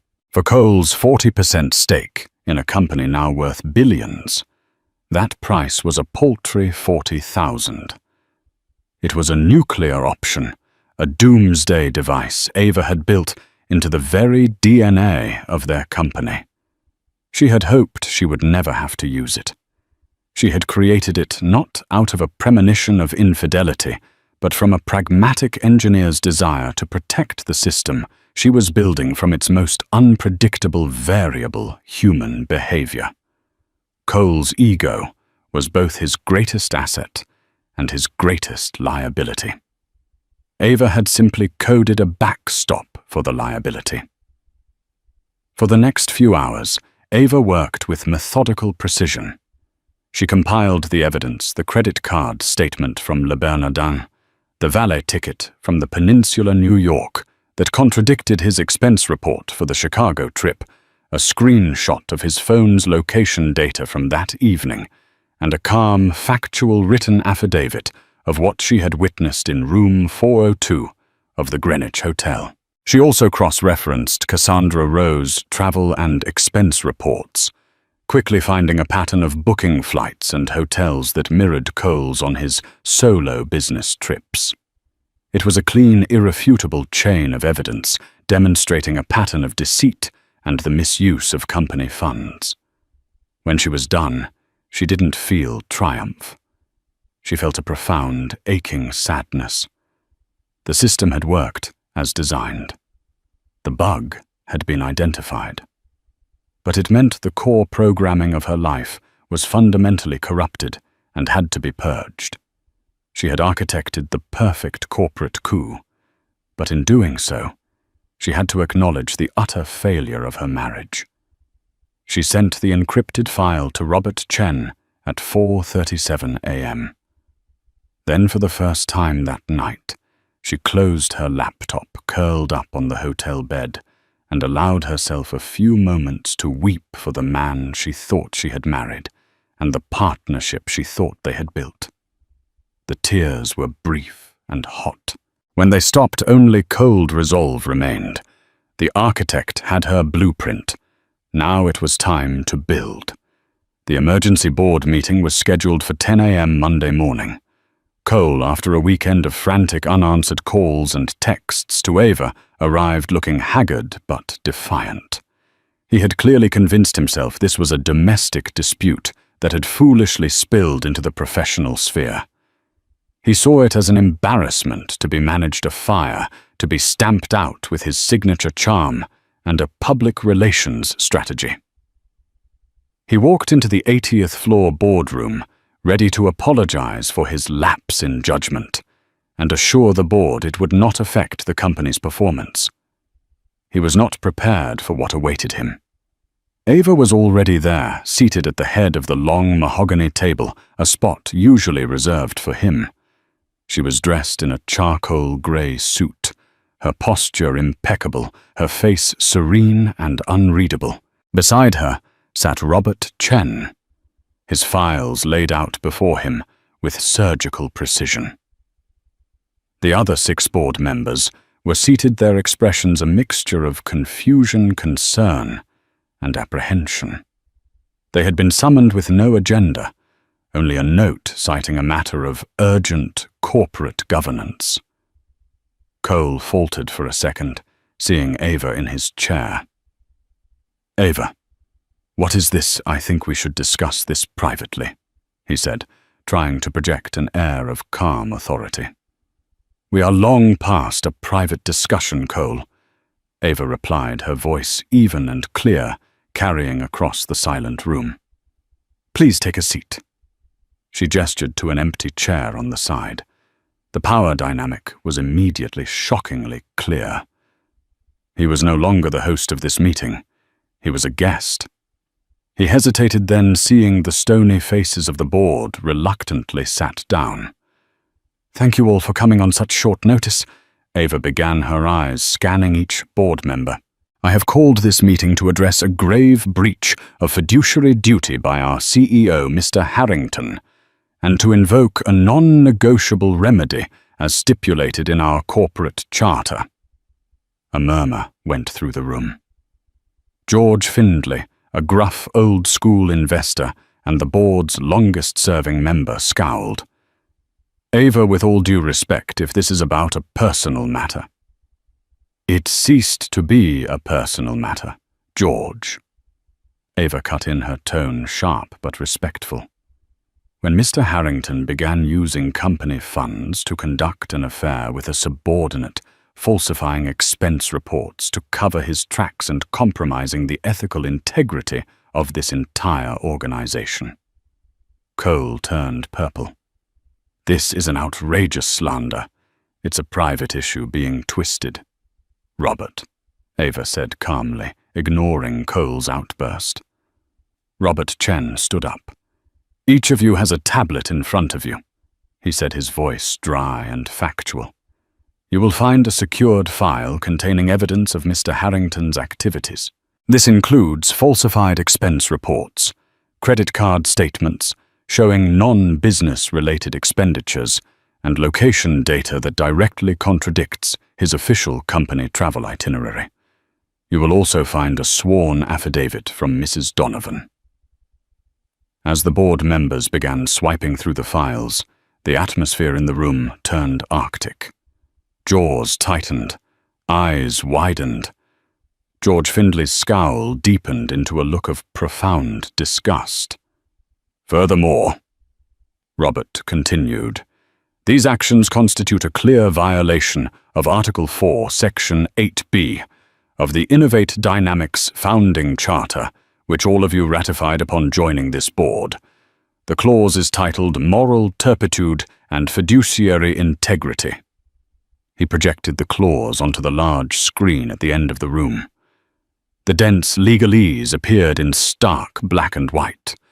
Robert walked the board through it, his words precise and devastating. He explained how Cole's actions had triggered the clause, and he laid out the unavoidable consequence. And as such, the non-offending key founder Mrs. Ava Donovan, now holds the exclusive right to purchase Mr. Harrington's entire stake of 8 million voting shares for their original pair value of half a cent per share. The total purchase price is $40,000. The silence that followed was absolute. It was as if all the oxygen had been sucked out of the room. The board members stared at the screen, then at Ava, then at Cole, who looked as if he'd been struck by lightning.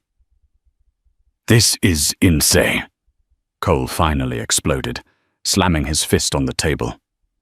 "You can't be serious." "A vendetta clause. This is theft. I built this company." "We built this company," Ava corrected him, her voice quiet but carrying immense weight. "You were the face, Cole. I was the foundation. And I built the foundation to last with fail-safes to protect it from catastrophic failure. You signed the document. You agreed to the terms. Your personal behavior is the catastrophe." George Findlay looked at Robert Chen. "Is this legally binding?" "It is ironclad," Robert stated. "Drafted, signed, and ratified. The evidence of the breach is, in my professional opinion, indisputable." Ava slid a cashier's check across the table. It slid to a stop directly in front of Cole. It was made out to him in the amount of $40,000. "This is your severance, Cole," Ava said. "The transaction is effective immediately. As the new majority shareholder, my first act is to call a vote. I move to remove Cole Harrington as CEO and chairman of the board of Innovate Dynamics, effective immediately for cause." She looked around the table. "All in favor?" One by one, the hands went up. Some reluctantly, some with a grim sense of duty. George Findlay was the last, his eyes locking with Ava's, for a long moment before his hand rose decisively. It was unanimous. Cole Harrington, the charismatic titan of the tech world, sat staring at the check, his face a mask of disbelief and incandescent rage. He had walked into the room a billionaire CEO in command of his empire. He would walk out with nothing but 40,000 and the smouldering ruins of his life. Ava stood up, her expression unchanging. "The second order of business," she announced to the stunned room, "is to appoint an interim CEO. I nominate myself. We have a company to stabilize." The coup was complete. It was swift, brutal, and executed with devastating precision. The architect had not just evicted the tenant. She had reclaimed the entire building. The news of Cole Harrington's immediate resignation and Ava Donovan's appointment as interim CEO hit Innovate Dynamics like a shockwave. The official press release, carefully crafted by Robert Chen and a crisis PR team, was a masterpiece of corporate euphemism, citing personal reasons and a desire for Cole to pursue other opportunities. But within the glass walls of the company, the rumor mill churned at light speed. Cassandra Rowe was fired before the board meeting had even concluded. Her termination was handled swiftly and silently, by HR citing a gross violation of the company's code of conduct. She was escorted from the building with a small box of her personal effects, her meteoric rise ending in an abrupt and humiliating fall. She was a footnote in the larger drama, a casualty of a war she hadn't even known was being waged. Ava's first day as CEO was a trial by fire. She walked into the executive suite, a floor she had rarely visited, and found a staff accustomed to Cole's larger-than-life, charm-based leadership. They now faced a woman they barely knew, one they had mentally catalogued as the CEO's quiet wife. They saw her as a placeholder, a grieving spouse, thrust into a role she couldn't possibly handle. Her first meeting was with the senior leadership team. They sat around the conference table, their expressions guarded their body language skeptical. They were Cole's guys men he had hired for their loyalty, and salesmanship. "I understand this is an abrupt transition," Ava began, her voice calm and measured. "And I know many of you have questions. My priority right now is stability and continuity. Our clients, our products, and our employees are what matter. The mission of Innovate Dynamics has not changed." The VP of Sales, a slick, overconfident man named Mark Walton, leaned back in his chair. With all due respect, Ava Cole was the rainmaker. He had the relationships. Who's going to be the face of the company now? It was a direct challenge to her authority. The entire room waited to see how she would respond. "The face of the company will be its performance," Ava replied without missing a beat. "For too long, we've relied on one man's personality. From now on, we will rely on the strength of our product and the quality of our execution. Our numbers will speak for us. Our technology will be our brand." She then pivoted, demonstrating a level of operational knowledge that stunned them. "Mark, your team's conversion rate in the Midwest has been lagging by 12% for 2 quarters. I believe it's due to a failure to properly demonstrate the Nexus 7 predictive analytics module." "Ben," she said, turning to the head of engineering, a man she had worked with for years, "I want you to assign 2 of your top systems analysts to Mark's team for the next month to provide deep-dive technical support on their sales calls." She went around the room addressing each department head with a similar incisive command of their metrics, challenges, and personnel. She knew their projects, their budgets, their sticking points. The VPs who had expected a soft, emotional speech were left scrambling to keep up. She wasn't talking about vision or synergy. She was talking about server uptime, API integration, and supply chain logistics. She was speaking the language of the machine she had built. The skepticism in the room slowly began to curdle into a grudging respect. This was not the woman they saw in society magazines.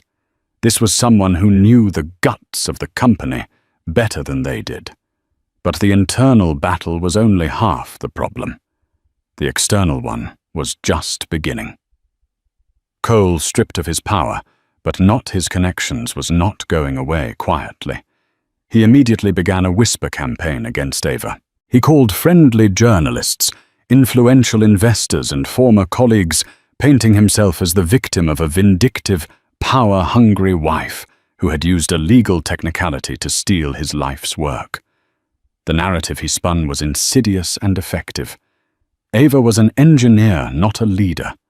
A glorified coder who had no business running a multi-billion-dollar company. The market reacted with uncertainty. Innovate Dynamics stock, which had soared under Cole's charismatic leadership, wobbled, dropping % in the first 48 hours. George Findlay, the formidable board member, called her into his office at the end of her second day. The room was old-world wealth filled with dark wood and leather-bound books. "The street is nervous, Ava," he said, his voice a low rumble. "They see Cole as the visionary. They see you as an unknown quantity. This stunt you pulled in the boardroom was brilliant, I'll grant you that. But now you have to prove you can actually fly the plane." "I don't need to fly it, George," Ava replied, meeting his intense gaze without flinching. "I built the engine. I know how it works. Cole was just the pilot who liked to wave at the crowds from the cockpit." George studied her for a long moment, a flicker of something, perhaps respect, in his eyes. "The market doesn't care about who built the engine. It cares about quarterly earnings and forward guidance. You have 1 quarter, Ava. 1 quarter to stabilize the stock and prove that you are not just an interim solution. If you can't, the board will have no choice but to initiate a search for a permanent CEO." It was an ultimatum. A throne was one thing to seize, but another thing entirely to hold. The crown felt heavy on her head, and Ava knew that the people who had just watched her depose the king were now waiting to see if the new queen would stumble. The first few weeks were brutal. Cole's shadow loomed large over the company, and his campaign to undermine Ava was relentless and cunning. He knew the company's pressure points because he had helped create them. His first move was to poach two of Innovate Dynamics' top salespeople, luring them to a competitor with massive signing bonuses and promises of equity. The move was calculated to hit Ava where she was weakest client-facing relationships. He followed this by leaking a carefully selected out-of-context internal memo to a tech blog suggesting that Innovate Dynamics was planning to sunset a popular legacy product, causing panic among a key segment of their customer base. The phone lines lit up. Ava's inbox was a raging inferno of concerned clients, anxious investors, and opportunistic competitors. The boardroom which she had commanded so decisively now felt like a lonely island in a sea of doubt. The senior VPs, while outwardly compliant, were hedging their bets, their loyalty still a flickering flame. Ava responded not with panic, but with process. She understood that a storm was not something you could fight head-on. It was something you had to navigate with precision and strength. She worked 18-hour days, fueled by coffee and a cold, burning determination to prove everyone wrong. Instead of trying to replicate Cole's charm offensive, she leaned into her own strengths, data transparency, and technical superiority. She personally called every single client affected by the leaked memo. She didn't offer platitudes or sales speak. She walked them through the product roadmap herself, explaining the technical reasons for the eventual migration and demonstrating the superior capabilities of the new system. She was candid, brilliant, and utterly convincing. She didn't sell them a dream. She gave them a blueprint. Several clients who had been on the verge of leaving ended up signing early adopter contracts for the new platform. Internally, she focused on shoring up her base. She knew she couldn't win over Cole's loyalists overnight. Instead, she focused on the heart of the company, the engineers, the developers, and the project managers. The people who, like her, had been working in the shadows for years. She spent hours every day, not in the executive suite, but down in the engineering pits. She held town halls with the coders, not in the formal auditorium, but in their break rooms, surrounded by whiteboards and empty pizza boxes. She didn't give speeches. She asked questions. What were their biggest frustrations? What bureaucratic hurdles were slowing them down? What tools did they need? Ben Carter, her longtime head of engineering, watched the transformation with quiet admiration. Cole would come down here once a quarter for a photo op, he told a group of senior developers. Ava comes down here to help us debug a kernel panic. She authorized a new budget for top-of-the-line development hardware, something the engineers had been requesting for years. But Cole had dismissed as an unnecessary expense. She streamlined the approval process for new projects, cutting through layers of red tape that had stifled innovation. She implemented a Founders Award, a significant cash bonus for any employee who developed a patentable innovation for the company. Morale, which had plummeted after Cole's ousting, began to climb. The engineers who had long felt undervalued now felt seen and empowered. They had a leader who spoke their language, who understood their work, and who respected their contributions. They began to work with a renewed sense of purpose, not for the stock price or the CEO, but for the product itself, and for the woman who had always been one of them. Cole's sabotage attempts continued. He used his connections to try and block a crucial supply chain deal for new server components. When Ava found out, she didn't try to go through the same channels. She dug into the technical specifications and found a smaller, more innovative supplier in Finland that could provide superior hardware at a 15% lower cost. She flew to Helsinki herself, met with their engineers, and closed the deal in 36 hours. She was fighting a guerrilla war against a ghost. Cole was attacking the company's reputation and relationships. Ava was fortifying its foundation, making it stronger, faster, and more efficient from the inside out. One night, working late in her new office, the same one where Cole used to entertain reporters, she looked out at the glittering city. She was exhausted, lonelier than she had ever been, and facing a battle that was far from over. But for the first time in a long time, she felt a sense of clarity. The gilded cage was gone. The storm was raging, but she was at the helm of her own ship, navigating with her own map. And for the first time, she truly believed she could bring it safely to shore.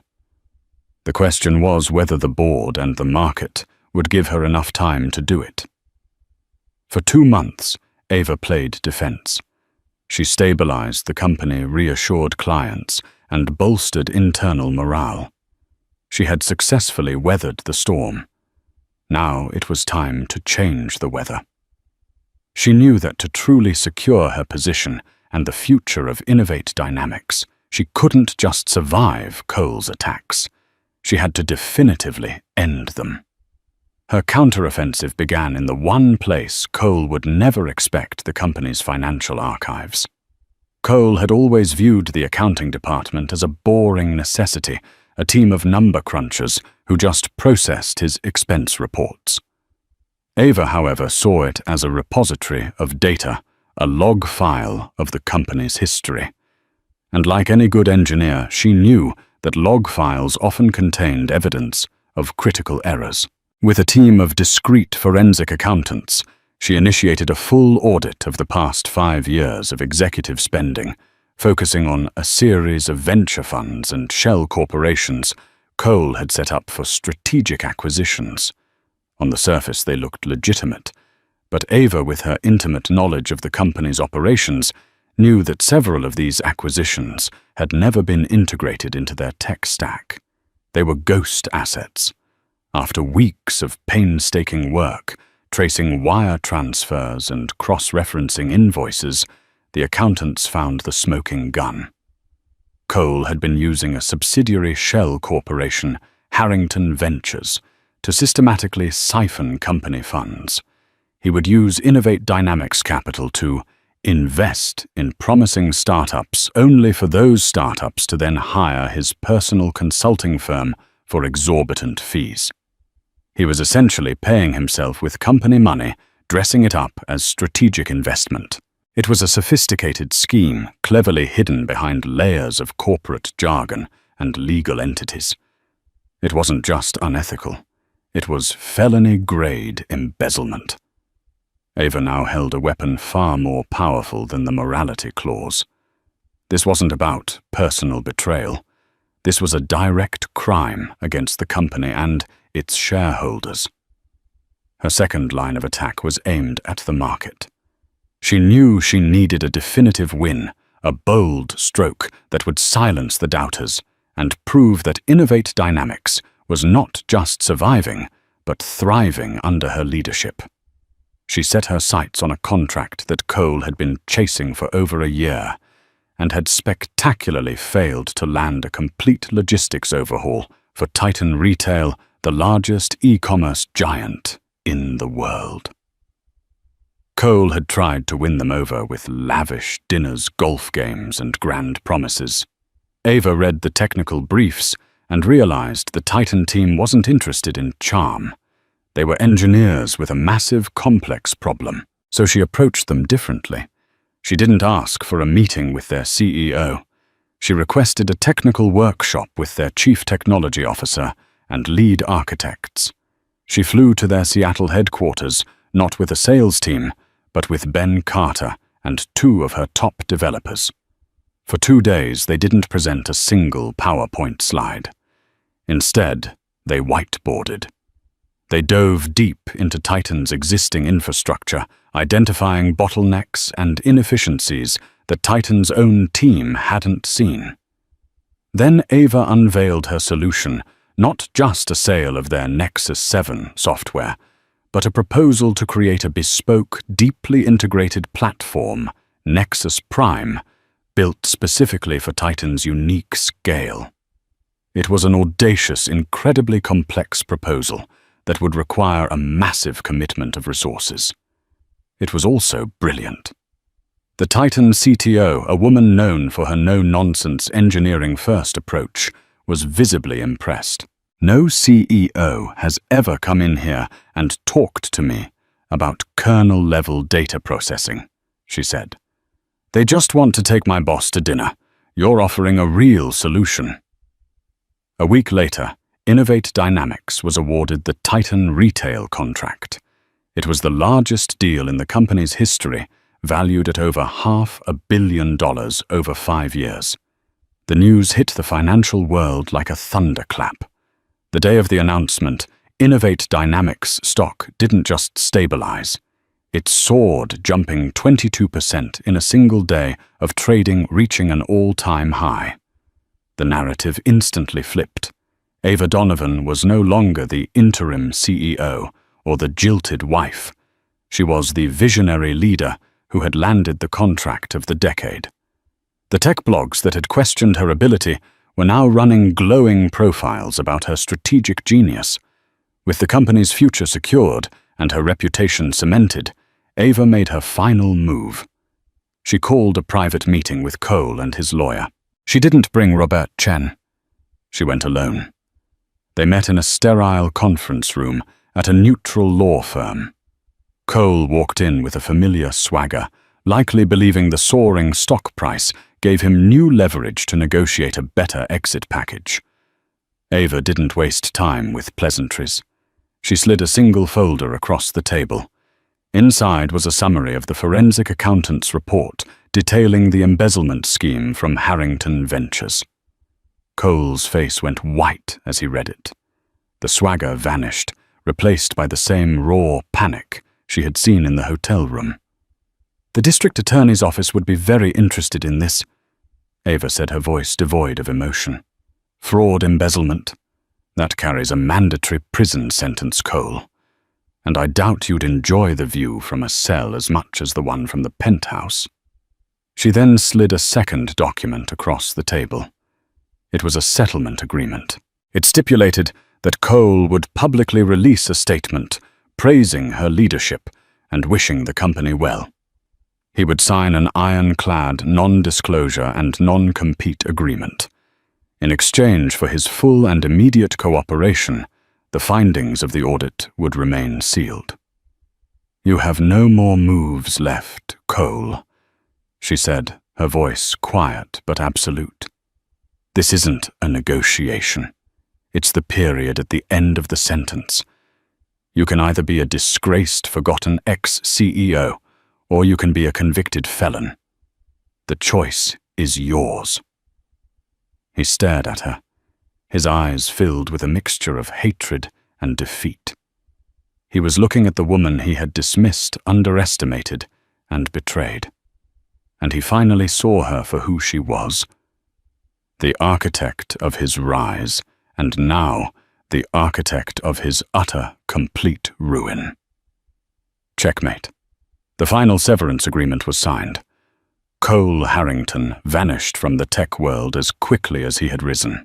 His public statement was bland and complimentary, a final humiliating act of capitulation. He took a modest buyout for his few remaining non-controlling shares and retired to a life of obscurity, the ghost of his former glory. The whispers against Ava ceased, replaced by an awed respect in the corridors of Silicon Valley and Wall Street. 3 months after the boardroom coup, George Findlay called another board meeting. Ava walked in, expecting another grilling on quarterly projections. Instead, she found the board members standing, and as she entered, they began to applaud. George, his usual gruff expression replaced with a genuine smile, held up a glass. "To our CEO," he said, his voice booming in the quiet room, "who has not only weathered the storm, but has steered this company into a new era of prosperity and integrity." The board has voted unanimously. The interim tag is officially removed. Congratulations, Madam CEO. Ava felt a warmth spread through her chest, a feeling that was more satisfying than any stock price or news headline. It was the feeling of earned respect. In the months that followed, Innovate Dynamics was transformed. The culture shifted from one driven by personality and salesmanship to one driven by innovation, collaboration, and excellence. Ava promoted from within, elevating talented engineers and managers who had been overlooked in the previous regime. Ben Carter became her Chief Technology Officer, her trusted right hand. The company became known not just for its profits, but as one of the best places to work in the tech industry. The penthouse on the 72nd floor was sold. Ava moved into a chic, modern apartment downtown, a space that was entirely her own, filled with books, art, and technology. Her home office was no longer a sanctuary from a hollow life. It was a command center for a fulfilling one. One evening, nearly a year after that fateful night at the Greenwich Hotel, Ava stood at the window of her new office, the one she had earned looking out at the city lights. The view was just as spectacular, but it felt different. She wasn't looking down on a world conquered by someone else, a world she had helped build in secret. She was looking out at her city, her company, her future. She had lost a husband, a marriage, and the life she thought she knew. But in the wreckage, she had not found ruin. She had found herself. She had reclaimed her name, her work, and her power. She was no longer the silent partner, the woman behind the man. She was Ava Donovan, the CEO of Innovate Dynamics, and she was just getting started. The architect was finally living in the cathedral she had built. Ava Donovan's story is a powerful reminder that the quietest person in the room is often the most powerful. She transformed the deepest personal betrayal into a catalyst for an incredible professional triumph. It wasn't about revenge.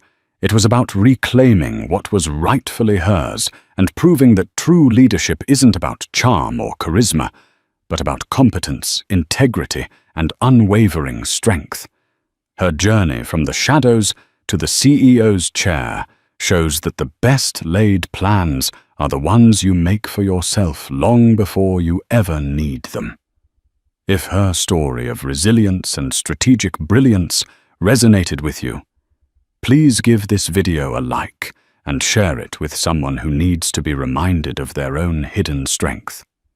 And don't forget to subscribe to our channel and hit the notification bell for more real-life stories of incredible triumphs and dramatic twists. What part of Ava's story impressed you the most? Let us know in the comments below.